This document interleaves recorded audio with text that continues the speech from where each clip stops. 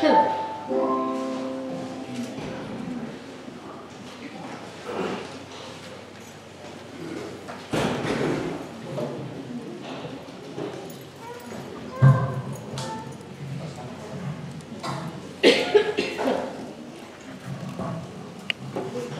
many of you, by the way, have been blessed by the messages so far since last night? Praise God. I'm learning.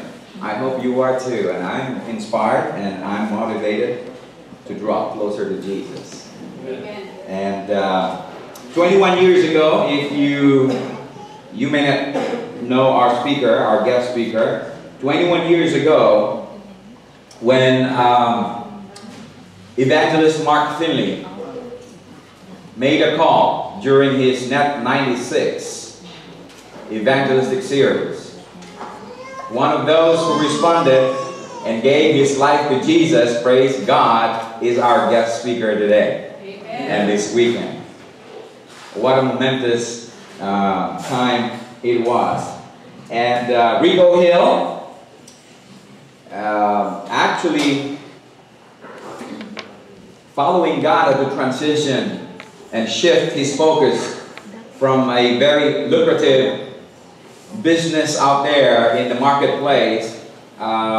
He mentioned a career producing hit TV programs for the Nickelodeon's Kids Network. Those are big bucks kind of job, you know. And but he followed Jesus' call for his life. If it were not for that, we won't have him today and this weekend. And also because of his decision to follow Jesus, he is now the speaker director for the Beehive Ministry. You can Google it. They got a website as well. Authored 3 books, and as we know now, many of us, he has been going all over the place, conducting all kinds of health seminars, and not just some kind of health seminar, but more of a holistic health seminar. And this weekend we are actually tasting how good God is in terms of the messages that he has been sharing. You're familiar with the From Sickness to Health, especially an outreach program on the what is this? 3ABN's Dare to Dream network. And so, any 3ABN watchers here? All right, a few of you, and many of you probably have heard of that as well. And not only that, Chat, C-H-A-T. Have you heard of this? He and his team also has been doing this medical missionary work, community health advocate training, Chat. And so we know that God has been using him, and we know, as we have heard since last night, now he is actually helping one of the ministries at the general conference level. And so he now lives, he just told me, I got tired of the heat in Arizona, moved to DC. So we are fortunate to have him because he is very busy. I mean, that's why we had him booked for this weekend way in advance, because he is just in demand. A lot of places are actually wanting him to go to them and conduct all kinds of health ministry seminars. So we are so fortunate to have him. And in fact, before we give him the time, let me just say this before our special music is shared with us this morning. If you have the time and if you have a question about the presentations or about some of the things that you are going through in life, just he's free. Right, Rico? You are free, and they can talk to you and ask you questions. I have found Rico Hill to be a very, not just a good friend, but very approachable in terms of questions you may have. You know, sometimes we may be witnessing as a church family to someone who is going through some physical hardship, and I would text Rico, what are some of the things, natural things that we can do for this brother or sister or friend? And he would just text me back and says, here are some of the things that they can do as a preventive steps, and also natural way to health. So he is very down to earth, very approachable. Right, before we give him the time, let's give the time now to, I know this is a new group that we have, right? And so, Sungrace Singers. Let's welcome this special group as they share God's message through song this morning.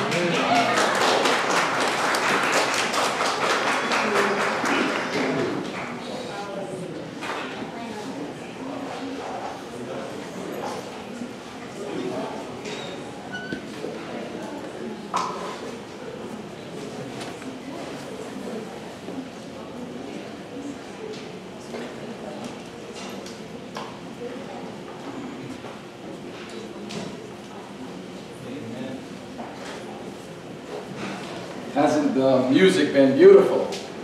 Amazing. Makes me want to sing. And last night, as we were singing, just impromptu, Fill My Cup, Lord. I thought, wow, wouldn't it be nice if the men sang, Fill My Cup, Lord. And then just the women said, I lift it up, Lord. And then the men sang, come and quench this thirsting of my soul. And then the women sang, Bread of Heaven. Why don't we try it? Yes. What do you say? Fill my cup, for you have said that you inhabit the praises of your people.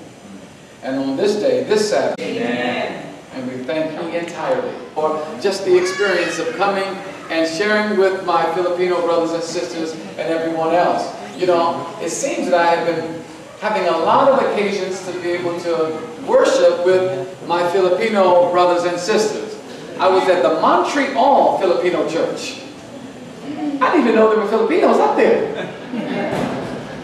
But God puts wonderful people everywhere.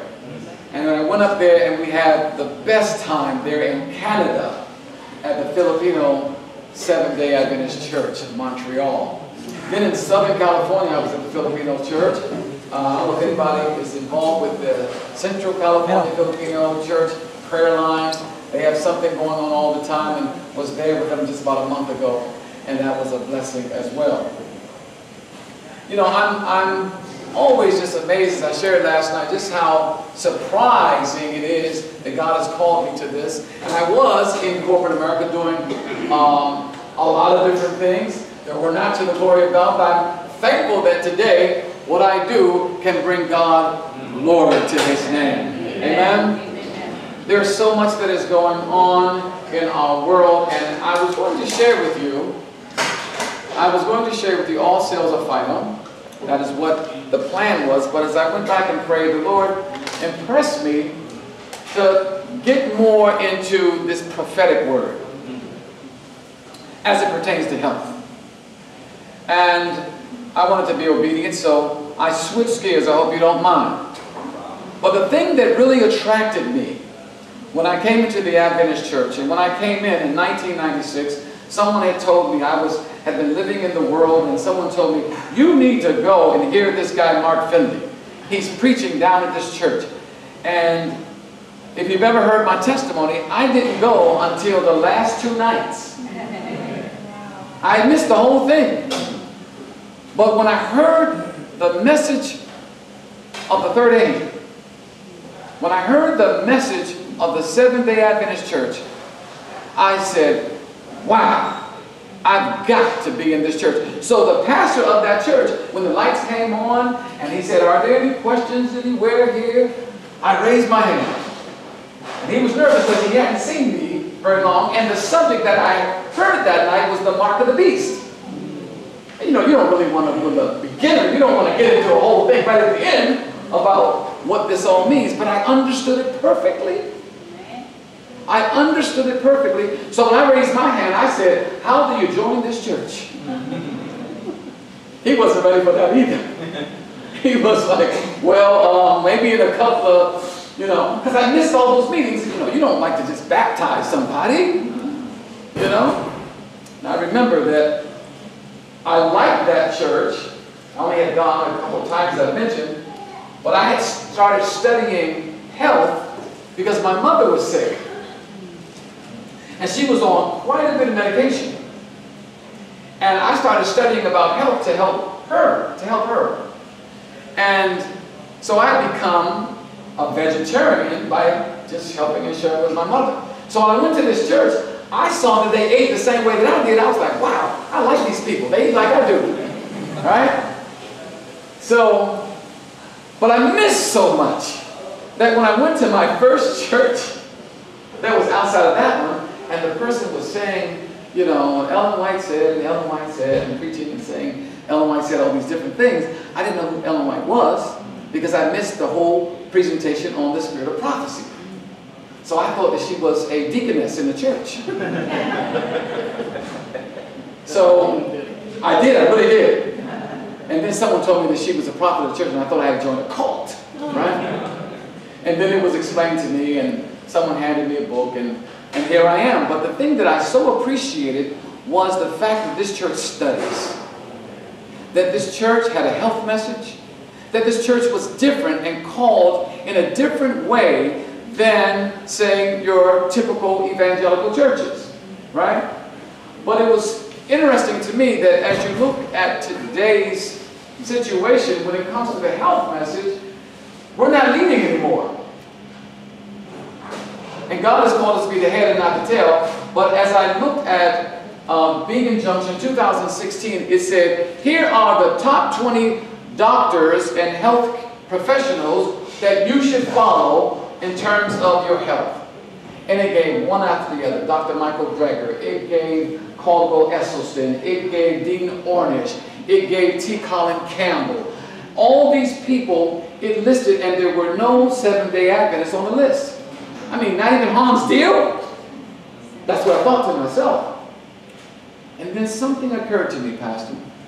There's a health revolution that's taking place. There is a health revolution that's taking place.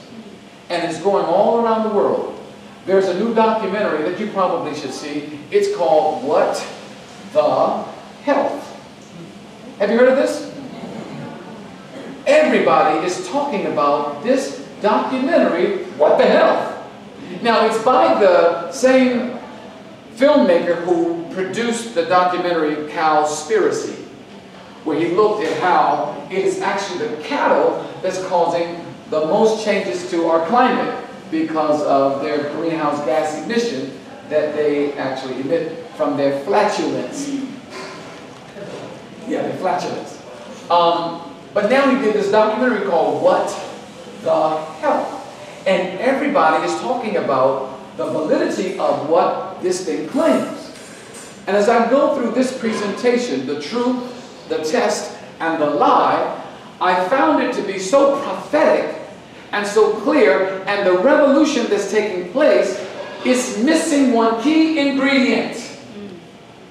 See, they can actually, those who are out in front, they can have their conferences and their cruises where they talk about health, and they can give all the science and all the facts, all the nutritional things that you need to know, but something's missing from the message. See, in any really good revolution, there's a revelation. And the revelation that God has given us, in addition to the health message that He's given us, is a revelation of God's love. And they don't give that part of the message. So we ought not get discouraged that they're out there. They're just doing the part that God has called them to do, to bring about awareness. And here's the thing, friends. The thing that I noticed, as I mentioned, when I came into this church, I had already started studying about health. And the reason why I was able to understand the prophecies of the third angel's message in the book of Revelation, chapter 13 and Revelation chapter 14, was because my mind was clear. So when I heard the message, I didn't need anything else. I was like, how do I get it? And how do I teach it? I remember I bought all the VHS. Remember those things? From Net 96, and I watched them over and over and over again because I wanted to teach what I had learned. Remember? He who teaches learns twice. That's why Jesus calls us to be disciples and to teach all nations, because it crystallizes it, it solidifies it in our minds. So as I began to study this and I looked at this thing, I said, wow, God is now causing a health revolution where people are going to, when they hear this message, in the loud cry of the third angel's message, they're going to come running into our churches. They're going to come to us and they're going to say, tell us more. Tell us more about this thing, in the exact same way that I did. So friends, the truth, the lie, and the test is a presentation where I'm going to show you something that's going to bring every Seventh-day Adventist to a test. Most of us don't know it, but I pray by God's grace, after today, we'll be very clear on this subject. All right? When Jesus would heal, he would come to a town and he would heal completely. Is that right? I love this image of Jesus there at the pool of Bethesda, where he actually came directly to the one who needed healing the most. And it was interesting because as he came to that man says, look, I have no one to put me into the pool. See, it was the belief back then that an angel came and would stir up the waters. And if the waters were stirred, if you got into them very quickly, you would be healed of whatever was ailing you. Now, do you all believe that that was true? Actually, it was true. It wasn't true that they would be healed necessarily. Some of them maybe. But an angel did come and stir the water. The question is, what kind of angel was it? See, the Bible doesn't tell us that it was an angel of God. The Bible only says they believed that an angel would come and stir or trouble the water, and when it began to move, then people would jump in and they would be healed. But I tell you, friends, that's not how God heals. And Jesus knew that, because if God's going to heal somebody, he's going to heal everybody. He would not leave one person who was so impotent that they could not get up and get into the water. You understand that? So what we have solidly for us to understand is where God does a healing, he does it a certain way. When the devil does it, and he does heal, when he does it discriminately. Some here, some there. And he does it all designed to deceive. We must understand this, friends. Let's get into the presentation. Excuse me 1 second here.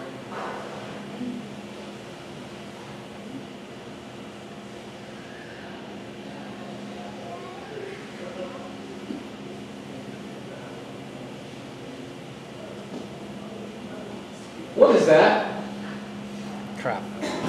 What is that? It's going to happen, and we must be prepared. Follow my lead, he tells us. Follow my wisdom. Follow my guidance. Because the deception is going to be so great, and you're going to see in this presentation just how deceptive it is. In ways that you never imagined. But let's get a little bit of a history of food. The controversy. It was in the late 1700s, which we call the time of the end, that food began to dramatically change. Food began to dramatically change in the late 1700s. Now, I will remind you that at the end of the 1700s, we consider this to be the end or the beginning of the end, because it was the end of the 1260-year prophecy that you find in Revelation 13. You also find in Daniel. But it was a man by the name of Nicholas Appert. He was a Frenchman who was challenged by Napoleon to find a way to preserve food. And then this man, this was to preserve food for the troops who were in battle. And basically, he was known as the father of canning. He bottle corked and heated to kill bacteria. And the bottle was born about processed foods and how to preserve foods. Then in you'll get all types of poisoning from it. But this is when the British started. In 1821, William Underwood, he established a canning plant right here in the United States of America in Boston, canned vegetables, fruits, condiments. This was the beginning of canning in the U.S. Now, mind you, there's nothing wrong with canning. When you are canning with a mason jar, you put your tomatoes and your fruits and vegetables and things like that, and you keep them for some other time. That is perfectly normal. Well, what was taking place now was the beginning of how to put things in a can or a bottle or a box, put it on a shelf for long periods of time, and it would be no good for your health. Underwood. Anybody ever heard of deviled ham? I looked at that and I said, sometimes the devil doesn't even hide it. He just calls it, it's my ham. Anytime you put anything like ham in a can and expect people to eat it, it's devilish. Yes?